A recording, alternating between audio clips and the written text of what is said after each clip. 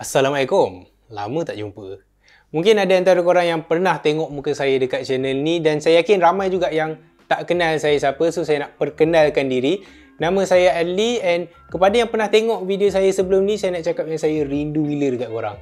Alhamdulillah sekarang saya boleh buat video balik and dalam video kali ni saya akan review sebuah smartphone budget, smartphone marahin. Pendek kata B40 friendly. Menarik tak? Kalau menarik jangan pergi mana-mana. Jom.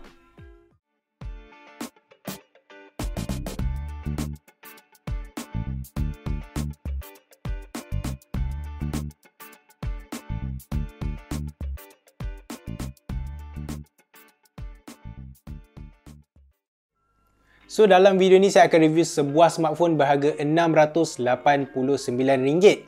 Jadi ini dia, Infinix Note 12 dan untuk pengetahuan korang, Note 12 ni dia ada beberapa variation, beberapa model. Macam sebelum ni dia orang keluarkan Note 12 menggunakan chipset MediaTek Helio G88, manakala yang saya ada dekat tangan saya ni menggunakan MediaTek Helio G96.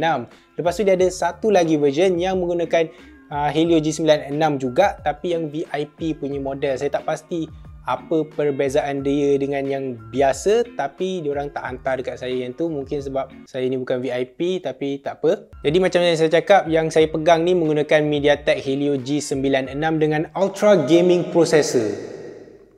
Tapi nanti kita cakap pasal yang tu. Mula-mula sekali kita nak cakap pasal design dia dulu. First impression, design dia ni ala-ala macam industrial sikit. Maybe sebab dia punya finish dekat tepi ni, nak kata macam brush aluminium pun tak juga, dia macam raw metal, tapi yang pasti dia bukan glossy lah. Lepas tu dekat bahagian tepi ni dia tak curve macam most smartphone sekarang, dia flat dekat bahagian tepi ni macam iPhone. Tapi kalau iPhone dia glossy kan, yang ni tak. Kalau kita tengok belah kanan ada dua button, satu volume rocker and satu lagi power button dengan built-in fingerprint sensor. And then dekat bawah ada satu 3.5mm audio jack, microphone, USB Type-C port dan speaker. And then belah kiri ni tak ada apa-apa, just ada SIM card slot and device ni support 2 SIM card dan 1 SD card. Ok, next kita nak tengok bahagian belakang pula.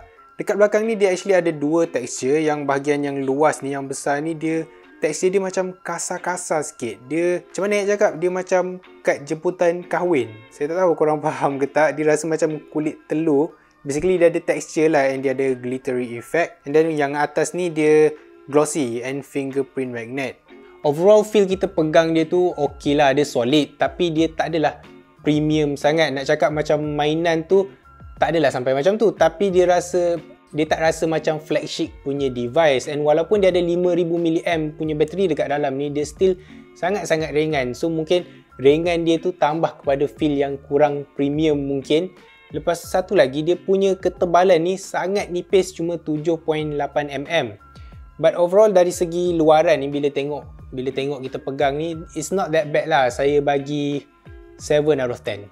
Apa yang menarik pasal model ni is that dia guna chipset MediaTek Helio G96, manakala yang previous punya model tu dia guna Helio G88.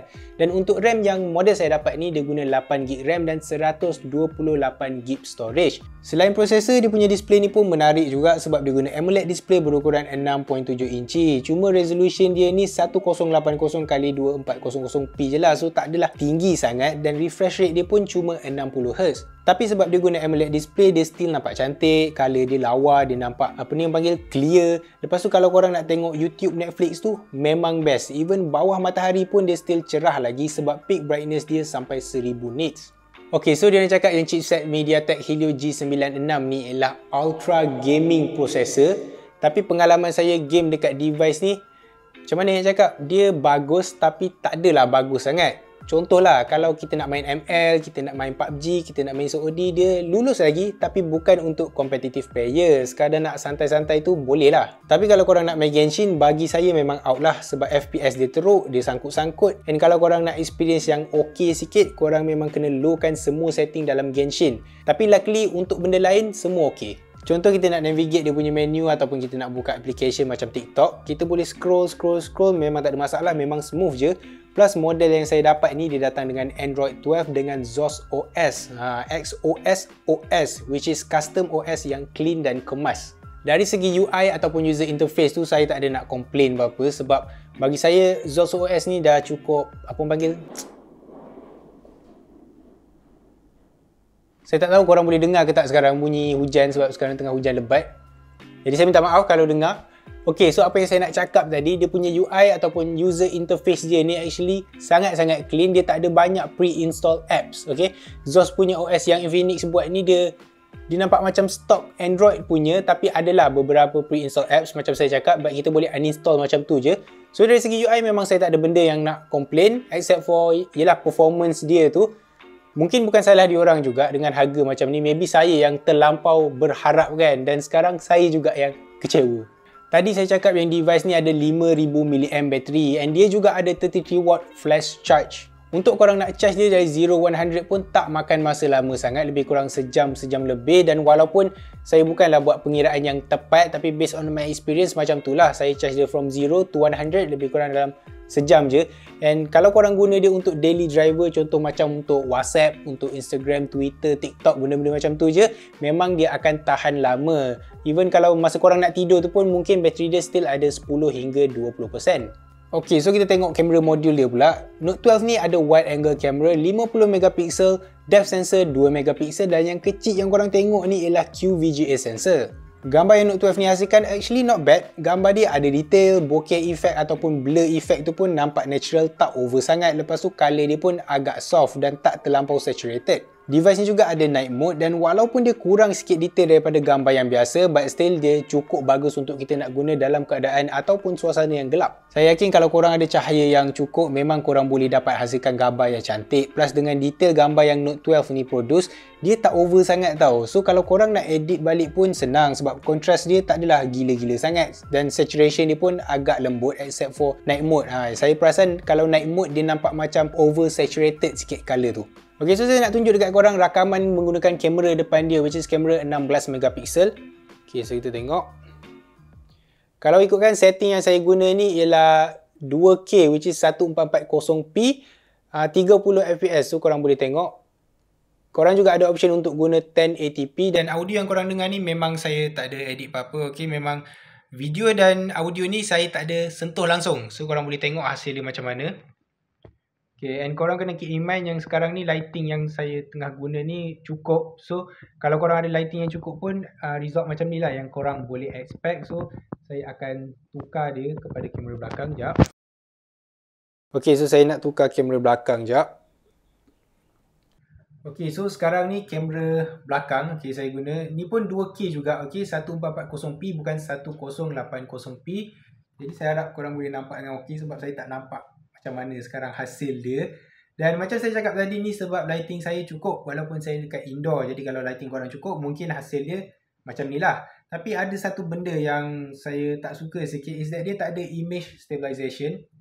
Okay, mungkin kalau saya buat macam ni nampak gegar-gegar.